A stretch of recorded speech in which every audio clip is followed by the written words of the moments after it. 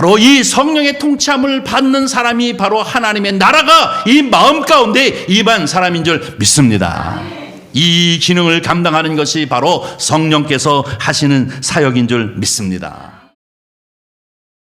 사도행전 13장 1절부터 3절 신약성경 208쪽입니다. 다 찾으신 줄 알고 저와 같이 함께 한 목소리로 합독해 올리도록 하겠습니다. 안디옥 교회에 선지자들과 교사들이 있으니 곧 바나바와 니게르라 하는 시므온과 구레네 사람 루기오와 분봉왕 헤롯의 젖동생 마나엔과 및 사울이라. 주를 섬겨 금식할 때에 성령이 이르시되 내가 불러 시키는 일을 위하여 바나바와 사울을 따로 세우라 하시니 이에 금식하며 기도하고 두 사람에게 안수하여 보내니라. 아멘. 우리 함께 읽은 본문 말씀 사도행전 13장 1절부터 3절 말씀은 지난주에도 읽었는데요. 오늘 또 다시 한번 우리가 함께 이 말씀을 가지고 은혜를 나누는 제목은요, 선교하는 교회 안디옥 교회입니다. 저를 한번 따라해 주세요. 선교하는 교회 안디옥 교회. 한 번 더 하겠습니다. 선교하는 교회 안디옥 교회. 여러분, 오늘은 성령 강림절입니다. 성령 강림절은 예수님께서 부활하신 후 혹은 예수님 당시에 6월절 그 다음 날부터 50일째 되는 날입니다. 그래서 오순절이라고 표현하기도 하죠. 이 오순절 날에는 어떤 일이 있었습니까? 마가의 다락방에 120명의 성도들이 함께 모여 이제 열심으로 보혜사 성령을 갈망하며 기도할 때에 거기에 하늘로부터 급하고 강한 바람이 이제 불의 혀같이 한 사람 한 사람 가운데 임하게 되어지며 그들이 성령의 충만함을 받았다라고 성경에 기록되어져 있습니다. 바로 이 성령 강림절이 바로 오늘입니다.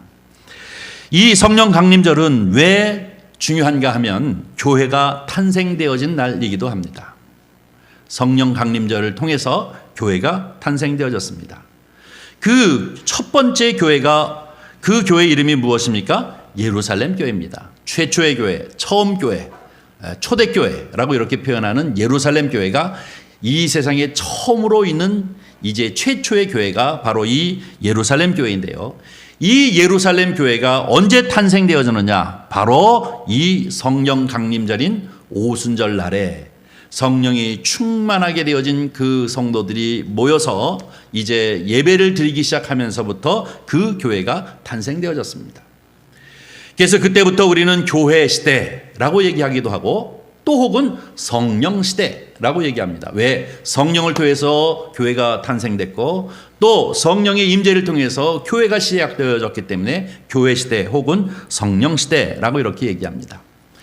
여러분, 이 성도가 성령 충만이라고 하는 것은 너무나도 중요합니다. 지난주에도 말씀을 드렸습니다만은 또 한번 이제 반복해서 말씀을 드리는데 이 성령 충만은 아주 중요합니다. 성령 충만이라고 하는 것이 어떻게 중요한가 하는 것을 여러분 또 한번 보겠는데요. 이 성령 충만의 특성이 지난주에도 말씀드린 것처럼 사람을 불쌍히 여기고 긍휼히 여기고 또 민망히 여기는 예수님의 그 마음을 가슴에 갖게 되어지기 때문에 성령 충만이 중요한 것입니다.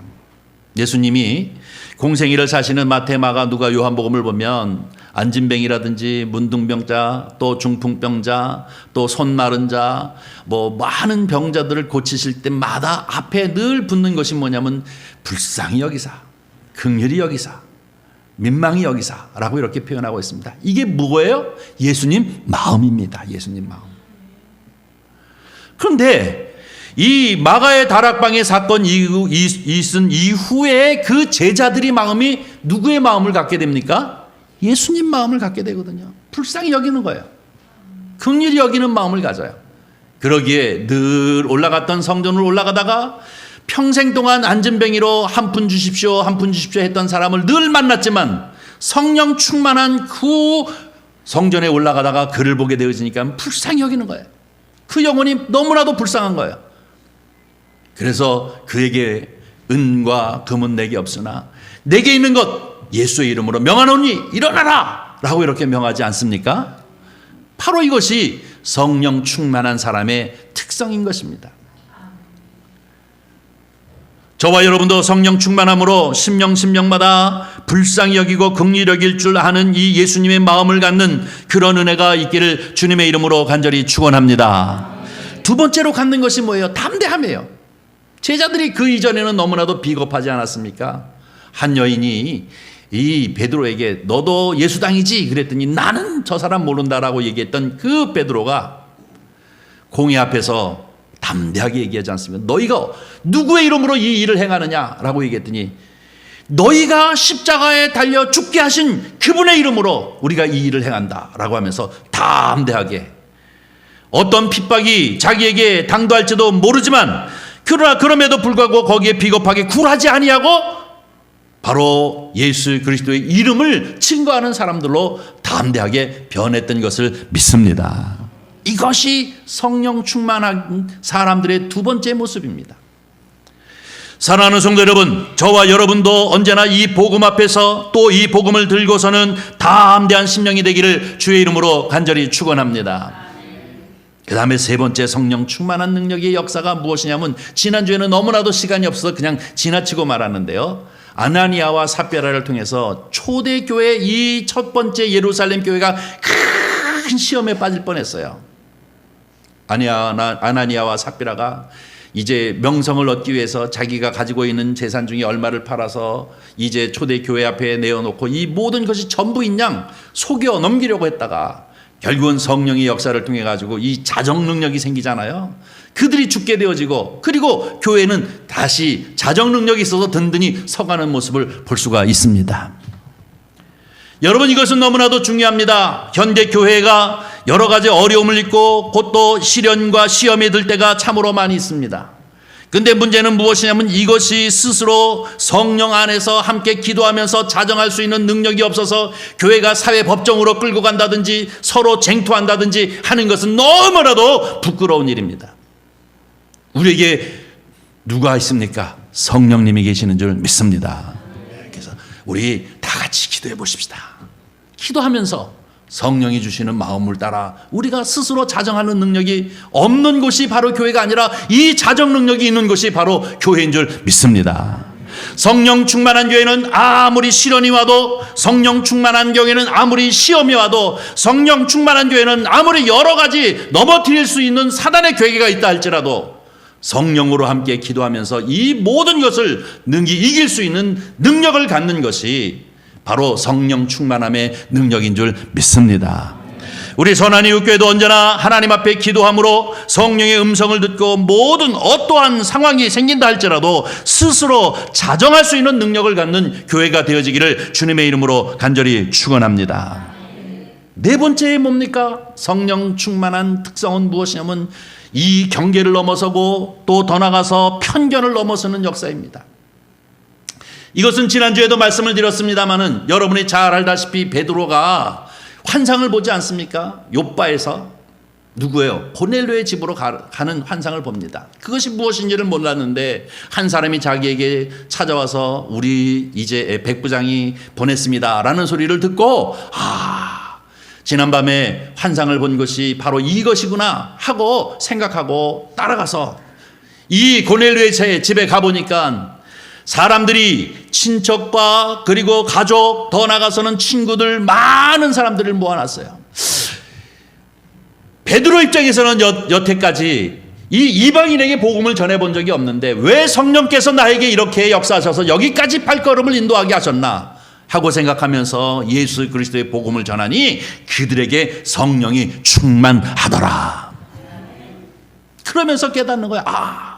성령의 역사는 우리끼리 유대인들끼리 정통 유대인들끼리가 아니라 이 경계를 넘어서고 이 편견을 넘어선 하나님의 역사가 성령의 역사이군 하고 깨달았는 것이 바로 베드로 아닙니까? 그리고 나서 그 놀라운 것을 경험합니다. 그 성령의 역사를 통해서 그들이 회개하고 하나님의 자녀가 되어지고 성령의 충만함을 힘있는 것을 보고 그가 깜짝 놀라가지고 어떻게 해요? 예루살렘에 와가지고 보고하지 않습니까? 내가 이런 것을 경험했다. 성령님은 이렇게 역사하시는 거구나 하고 그들로 하여금 깨닫게 하시는 역사를 이루지 않습니까? 마지막으로 성령의 역사는 바로 이 사울을 회심시키지 않습니까? 예수 그리스도를 믿는 믿음의 사람들을 핍박하기 위하여 그가 저 다메스쿠스로 향하여 달려갈 때에 이 부활하신 주님께서 사울아 사울아 어찌하여 네가 나를 핍박하느냐 하는 것을 통하여 이 사울이 예수 그리스도 부활하신 주님을 만나고 나서 그가 완전히 회심하게 되어지면서 이방을 향한 길이 열리고 문이 열려지는 역사를 이루게 되어진 것인 줄 믿습니다. 사랑하는 성도 여러분, 이게 사도행전 전반부, 이 사도행전 전반부에 이 오직 성령이 너희에게 임하면 권능을 받아 예루살렘, 온 유다, 사마리아 땅끝까지 이르러 내 증인이 되라 라고 하시는 이 말씀에 여기 다 들어가 있는 겁니다. 불쌍히 여기는 마음, 담대하게 생각하는 마음, 우리 스스로 자정하는 마음, 또 경계를 넘어선 마음, 그런가 하면 이 회심을 통하여 미래를 향하여 세계를 향하여 나가는 이 일을 여신 것이 성령께서 하신 것인 줄 믿습니다. 그래서 사도행전을 뭐라고 얘기합니까? 성정행전, 성령행전이라고 우리가 얘기하지 않습니까? 왜 이렇게 성령의 사역이 중요합니까? 성령의 사역이 중요한 것은 왜 그런가 하면 우리에게 교회론과 성령론을 정확하게 이해하도록 하게 하기 때문에 그렇습니다. 예수님께서 지상 사역을 감당하시고 천생을 향하여 올라가시면서 이 예수님이 하셨던 모든 지상 사역의 모든 문제들을 누구에게 승계해 주었느냐? 교회에게 승계해 주었기 때문에 그렇습니다. 그러면 교회론은 무엇이에요? 이 예수님이 하셨던 일들을 그대로 받아서 성령의 충만함으로 이 일들을 행하는 것이 교회가 해야 할 일인 줄 믿습니다. 하나님의 나라를 확장하는 일, 그리고 가난한 자, 또 이제 연약한 자를 돕는 일, 그들을 교육하고 세우는 일, 이런 일들이 해야 하는 것이 바로 교회가 감당해야 할 몫인 줄 믿습니다.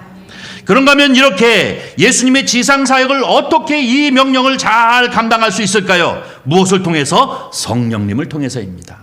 믿습니까?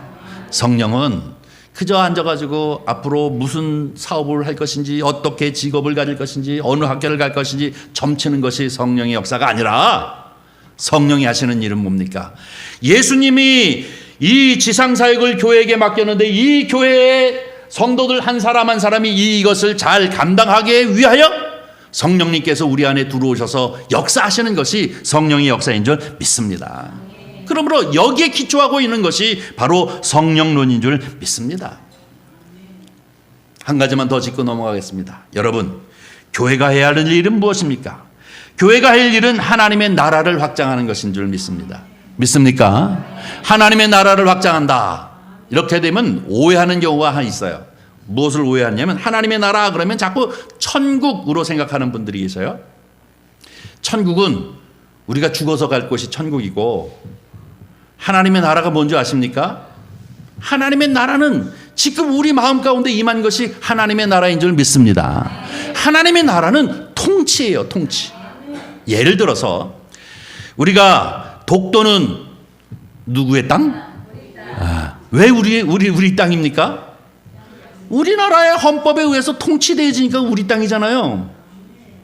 다케시마가 독도를 다케시마라고 지네 땅 그러는데 실효적으로 통치하는 나라는 어느 나라예요? 우리나라니까 우리 땅이잖아요. 하나님의 나라는 무엇이냐면 하나님의 나라의 영토는 여러분의 마음입니다. 하나님의 나라의 영토는 여러분의 마음이에요. 이 영토, 내 마음이 하나님의 영토예요. 이 하나님의 영토가 자꾸 늘어나는 것이 하나님의 나라가 확장되어져 나가는 것입니다. 성령께서 하시는 일은 무엇입니까? 우리를 통치하시고 다스리심입니다.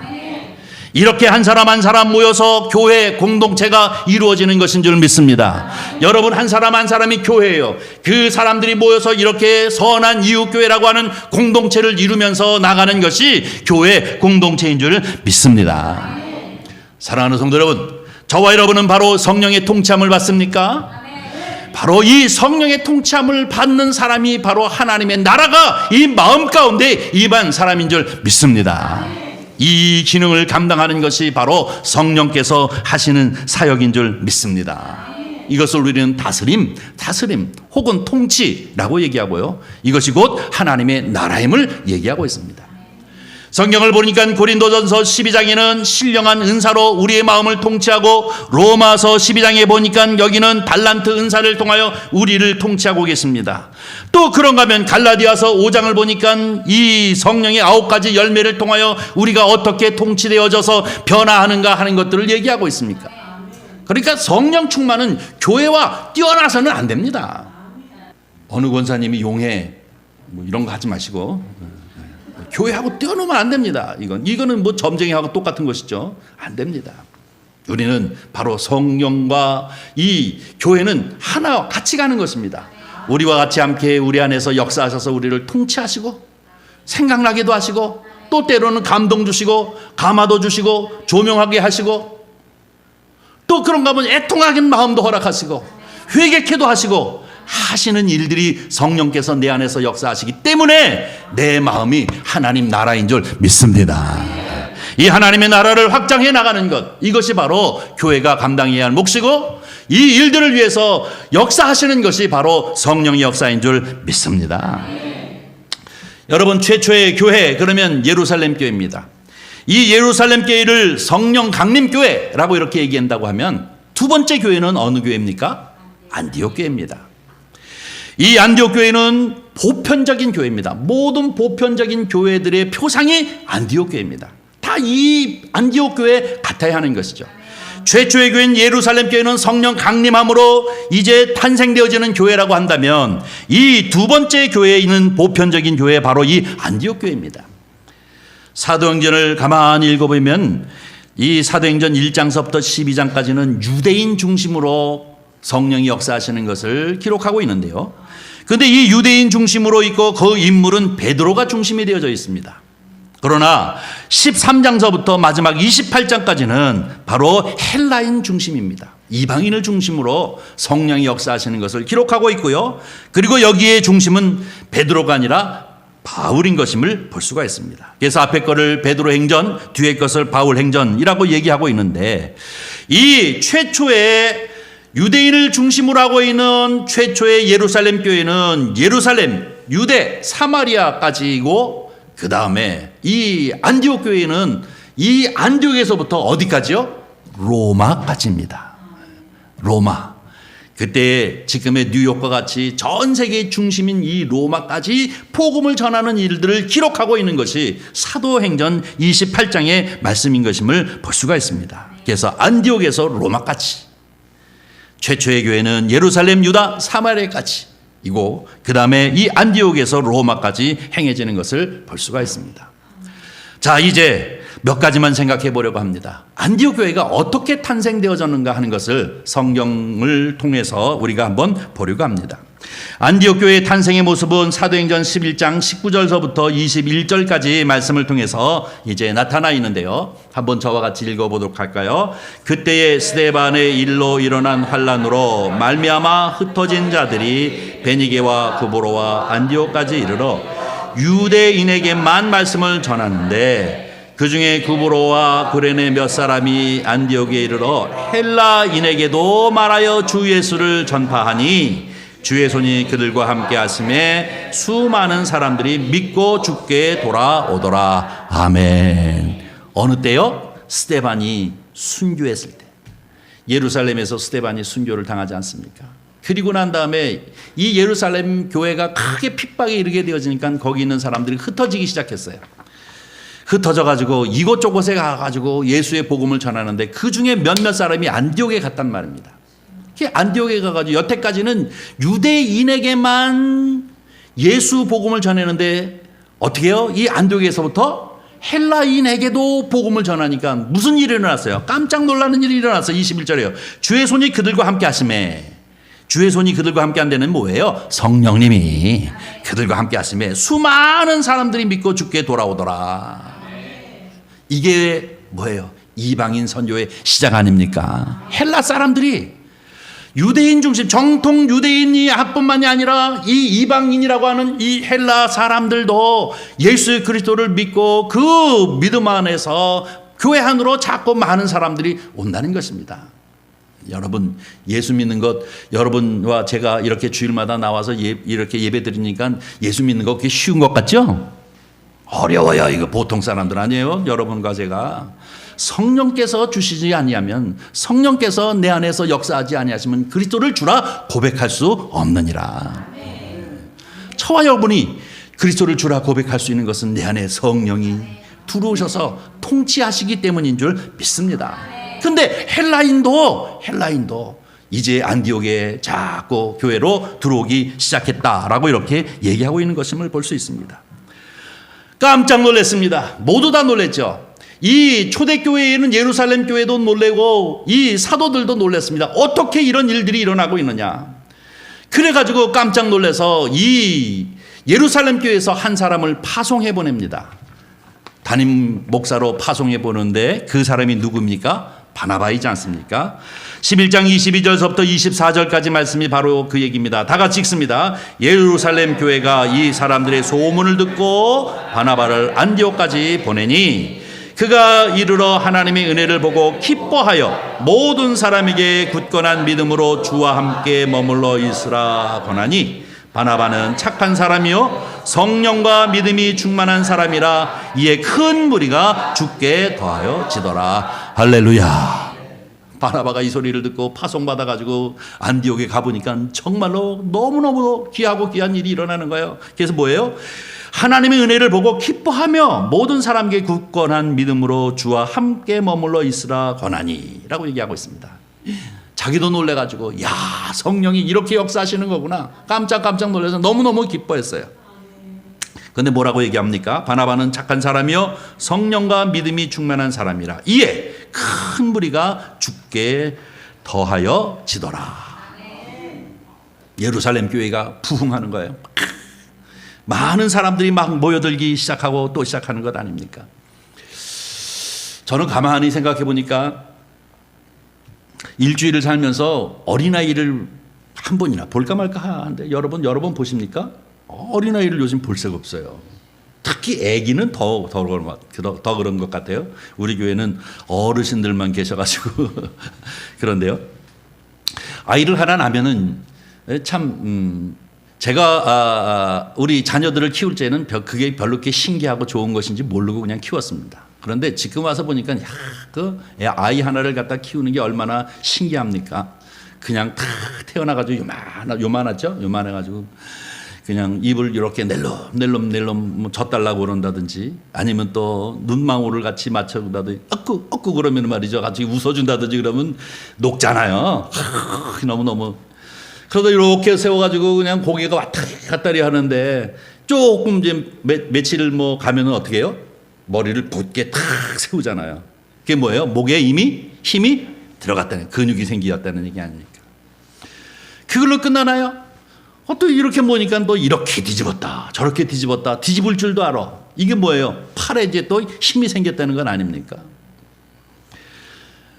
그런가 하면 쭉 얘기하면 너무너무 길게 드니까 그런가 하면 앉을 줄도 알고 그러고 한 걸음 아장아장 거릴 줄도 알고 나중에는 막 뛸 줄도 알고 이렇게 되면 이 하나하나가 얼마나 신기합니까? 너무나도 귀한 것 아닙니까?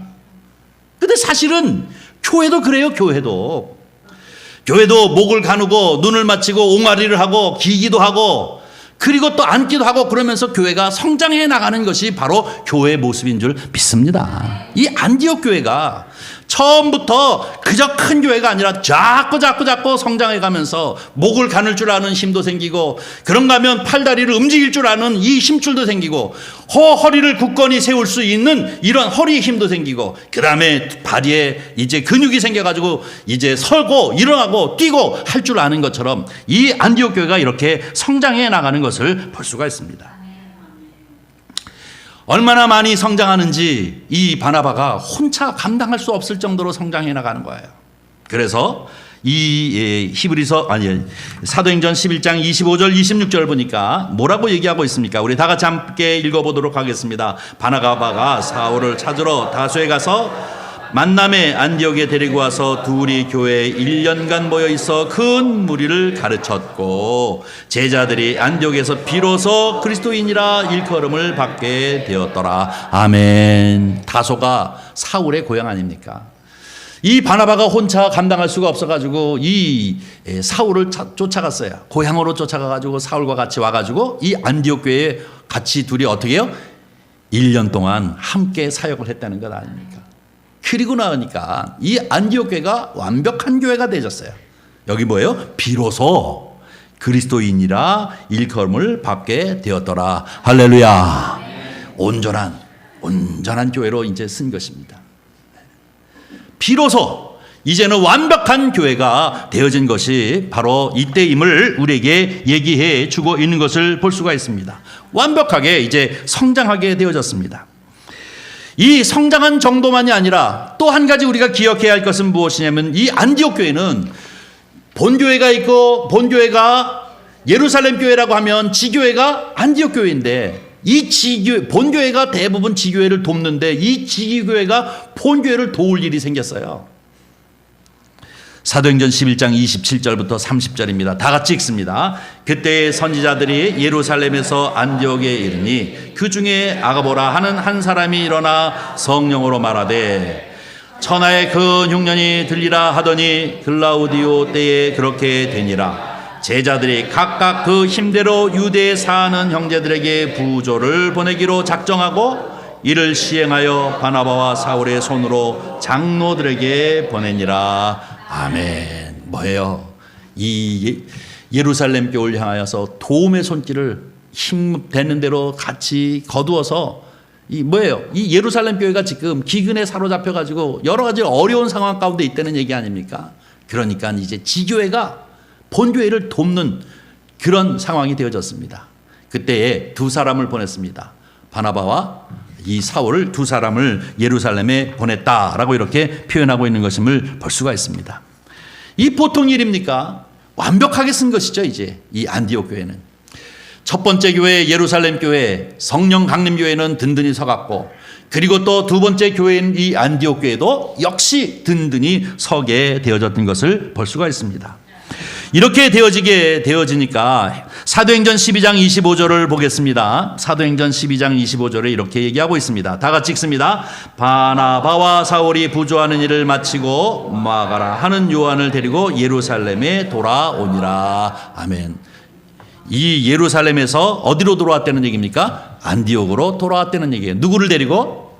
마가 요한을 데리고 돌아왔다는 것입니다. 이제 한 가지만 더 생각하고 마치려고 하는데요. 그것은 무엇이냐면 이 안디옥 교회의 구성원이 어떻게 되어져 있는가 하는 것입니다. 본문으로 돌아가서 13장 1절의 말씀입니다. 쭉 본문으로 돌아가세요. 13장 1절.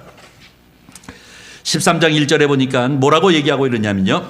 자, 우리 다 같이 읽습니다. 안디옥 교회의 선지자들과 교사들이 있으니 고 바나바 니게르라 하는 시므온과 구레네 사람 루교와 분봉왕 예루살렘의 및 사울이라. 제가 이 얘기를 하기 위해서 여태까지 쭉 얘기한 거예요.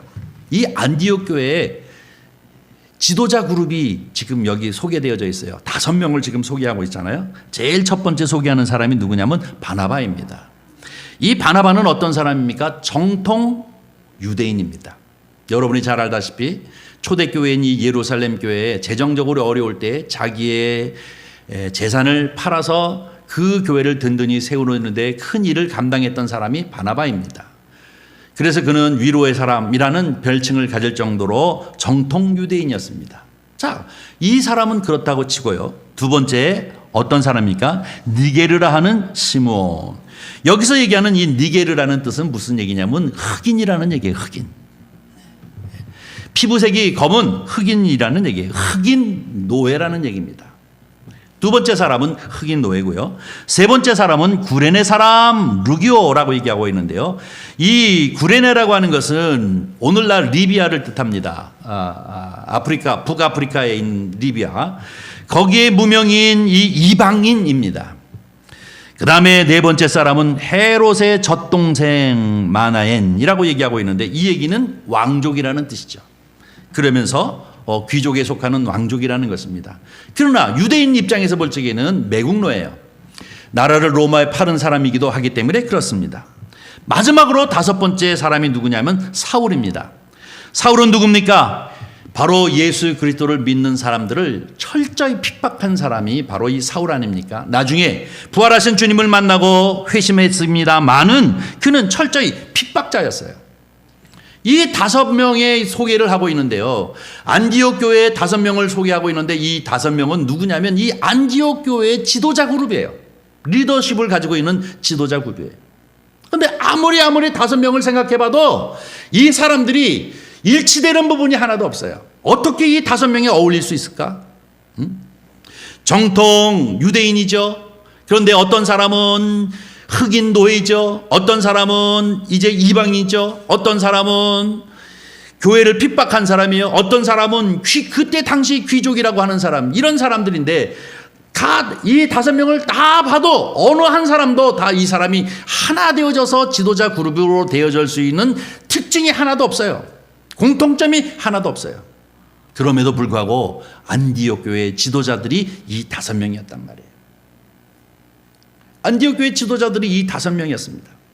어떻게 이렇게 되어질 수 있었을까요? 어떻게 이 안디옥 교회, 이 교회에 이렇게 5명의 전혀 다른 색깔이 다른 사람들이 하나가 되어질 수 있었을까요? 그것은 너무나도 간단합니다. 그들은 예수 그리스도를 믿는 믿음 안에서 하나인 것입니다. 이것을 어떻게 감당할 수 있었을까요? 성령께서. 저도 하나요, 그리스도도 하나요, 세례도 하나요, 성령도 하나인 것처럼 바로 이렇게 전혀 다르고 다른 사람들이지만 오직 예수 그리스도를 믿는 믿음의 고백 안에서 하나 되어질 수 있었던 것은 성령 충만함인 줄 믿습니다. 그것 때문에 그 하나만 가지고 얘들이 진정한 의미의 이렇게 이상적인 교회의 지도자 그룹이 되어졌던 것을 볼 수가 있습니다. 사랑하는 성도 여러분, 이것이 바로 보편적인 교회의 특성인 것입니다. 우리는 각양 생각도 다르고 또 출신도 다르고 여러 가지 이제 경험도 다르고 직장도 다르고 모두 다 다른 면이 있지만 우리가 그리스도 안에서 한 공동체가 되어질 수 있는 것은 무엇입니까? 오직 그리스도를 주라 고백하는 이들로서 우리가 성령으로 충만한 사람들이기 때문에 교회의 구성원이 되어지는 것인 줄 믿습니다. 이것이 무너져 버리면 교회는 이미 교회가 아닌 것이에요. 이것이 무너져 버리면 이미 이상적이고 보편적인 교회가 되어질 수 없는 것입니다. 그런데 특별히 이 사도행전 13장 1절에 이 5명을, 특별히 이 지도자 그룹인 이 5명을 전혀 다른 사람들의 5명을 소개하는 이유는 뭐냐면 이들이 하나 되어져서 이 안디옥 교회의 지도자 그룹이 되어질 수 있었던 것은 성령께서 함께 하시고 성령 충만한 성령의 역사인 줄 믿습니다. 모든 교회가 다 이뤄야 할 것입니다. 이것이 바로 이상적인 교회입니다. 예수 그리스도를 주라 고백하며 성령 충만하고 충만한 사람들이 모인 것이 바로 교회 공동체인 줄 믿습니다. 근데 이 안디옥 교회가 어떻게 이방 교회를 향한 선교적 사명을 시작하게 되어졌는가? 사도행전 13장 2, 3절입니다. 다 같이 읽습니다. 주를 섬겨 금식할 때 성령이 이르시되 내가 불러 시키는 일을 위하여 바나바와 사울을 따로 세우라 하시니 이에 금식하며 기도하고 두 사람에게 안수하여 보내니라. 아멘. 누가? 성령이 이르시되. 성령이. 교회는 성령이 하시는 것인 줄 믿습니다. 교회는 담임 목사가 하는 것이 아닙니다. 교회는 장로 혹은 권사님들이 하는 것이 아니라 다 우리가 하죠. 그러나 우리 안에 역사하시는 성령의 음성에 귀를 기울이면서 성령의 말씀하심을 따라 순종하면서 이 일들을 감당하는 것이 교회의 모습인 줄 믿습니다. 이 초대 교회의 두 번째 보편적인 교회의 표상인 이 교회, 안디옥 교회가 이 선교를 감당할 수 있는 1차, 2차, 3차 전도 여행의 선교를 감당할 수 있는 전초 기지가 되어질 수 있었던 것은 무엇이냐? 바로 그들은 성령이 충만했기 때문에 그렇습니다. 그래서 어디요? 성령의 음성에 귀를 기울일 줄 알았습니다. 명령하심을 따라 따로 세우고 명령하심을 따라 두 사람을 보내는 일들을 감당했던 것을 볼 수가 있습니다. 여러분, 이 선교라고 하는 것은 너무 어렵게 생각하지 마십시오. 선교라고 하는 것은 세상을 향하여 눈을 돌리는 것을 선교라고 얘기하는 것입니다. 우리끼리가 아니라 우리만 충만하고 우리만 좋고 우리만 잘 먹고 우리만 행복하고 그것이 아니라 이제 이 예수 생명, 이 성령 충만, 이것을 세상을 향하여 눈을 돌리고 흘려내 보내는 것이 선교인 줄 믿습니다. 이 일을 감당해야 하는 것이 교회가 해야 할 몫인 줄 믿습니다. 사랑하는 성도 여러분, 우리는 성령 충만합니다. 우리는 예수 그리스도를 주로 고백하는 이들이 모이는 모임인 것입니다. 우리는 언제나 기도할 때마다 성령이 우리 가운데 임하시고 성령의 뜨거운 생명의 역사가 우리 심령 가운데 넘쳐나게 되어지는 줄 믿습니다. 그렇기 때문에 우리 교회를 보편적인 교회요, 아니 또 이상적인 서로 전혀 어울리지 않는 사람들이지만 예수 안에서 성령 안에서 하나 된 사람들의 모임인 줄 믿습니다. 우리의 이 생명력을, 우리의 이 성령 충만함을 세상을 향하여 흘려보내는 교회가 되기를 주의 이름으로 간절히 축원합니다. 이것이 교회가 감당해야 할 몫이고, 이 일을 시작한 것이 안디옥 교회이고, 이것을 시작함으로써 1차, 2차, 3차 전도여행의 전초 기지가 안디옥 교회가 되어진 것인 줄 믿습니다. 사랑하는 성도 여러분, 결론을 내리려고 합니다. 오늘은 성령 강림절입니다. 성령이 이 세상 가운데 강력하게 임하신 이유는 뭐냐면 교회를 세우시고 교회를 통하여 예수 그리스도께서 하신 이 지상사역을 교회가 감당하게 하시기 위하여 성령 부회사를 보내신 줄 믿습니다. 저와 여러분은 왜 성령 충만함을 힘입어야 합니까?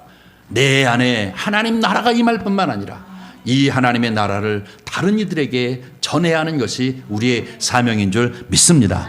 우리는 이 일을 감당하다가 주님 앞에 잘했다 칭찬함을 받는 사람들이 성도의 삶의 모습이 되어져야 될 줄 믿습니다. 아무쪼록 우리 선한 이웃교회, 아니 속하여는 모든 성도 여러분, 저와 여러분은 내 마음 가운데 하나님의 나라가 이루어질 뿐만 아니라 이 하나님의 나라를 나만이 소유한 것이 아니라 이 주변 사람들에게 흘려보내고 이 소식, 복된 소식을 전하는 성도님들이 되시기를 주님의 이름으로 간절히 축원합니다.